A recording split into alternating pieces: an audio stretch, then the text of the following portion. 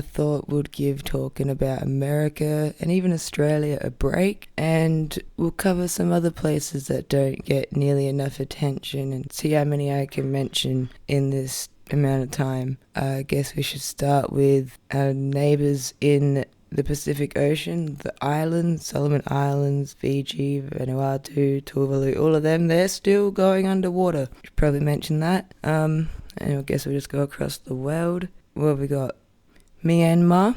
Do you remember the Rohingya that were driven out of their village by the military, and villages burnt down, people killed, and huge atrocities? A couple 100,000 of them fled to their neighbouring country, Bangladesh. Alright, now bear with me with this one. The Rohingya Muslims were driven out of, and forgive my pronunciation, the Rakhine region, the Rakhine villages, and that is where they also have the Buddhist Arakan military, and even though they're of the same faith of the rest of the country, the main population of Myanmar, the military is coming in and terrorizing the villages, burning down houses. They can see huge parts of burnt buildings from satellite imagery because it's quite hard to get information in and out. People are hiding in rivers when the military comes through and risking freezing and everything. And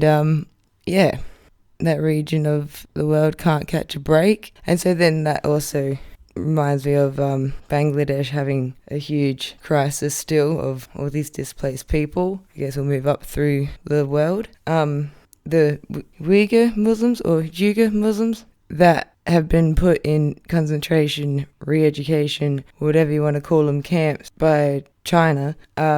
There's reports that they're now being put into forced labour. Can't say I'm surprised. And I also just read something about they've been put through mock trials, like they're being sentenced, but not really. It's just to psych them out, make them think that that's why they're going to be locked away, I guess.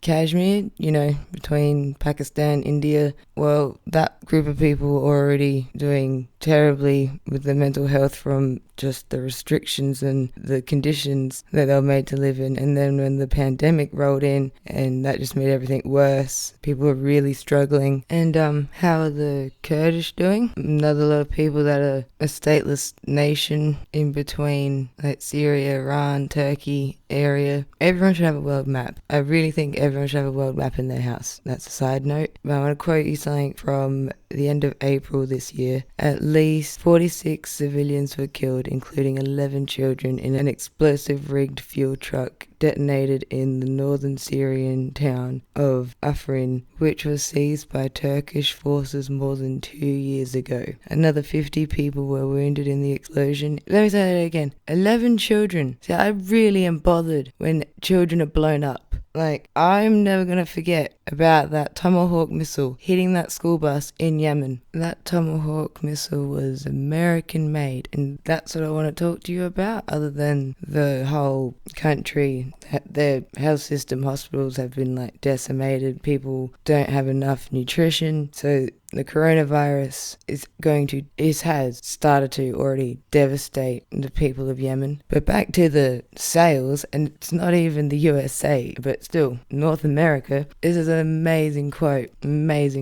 I struggle to know what moratorium means to this government, because to me, when there's a moratorium on something, you can't increase the sales of that thing. Why are you upping your arms sales to the Saudis? The multi-billion-dollar arms deal with the kingdom was initiated under a previous conservative government in 2014, but continues under the Liberals.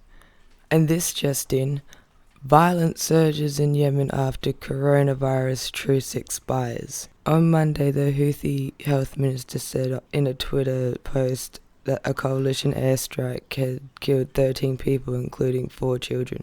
Interesting, I didn't know rebels had ministers, but alright. The spokesman for the military alliance said the accusations were being investigated because they have not yet heard them from a trusted party. Interesting. But yeah, 4 more kids, 13 people.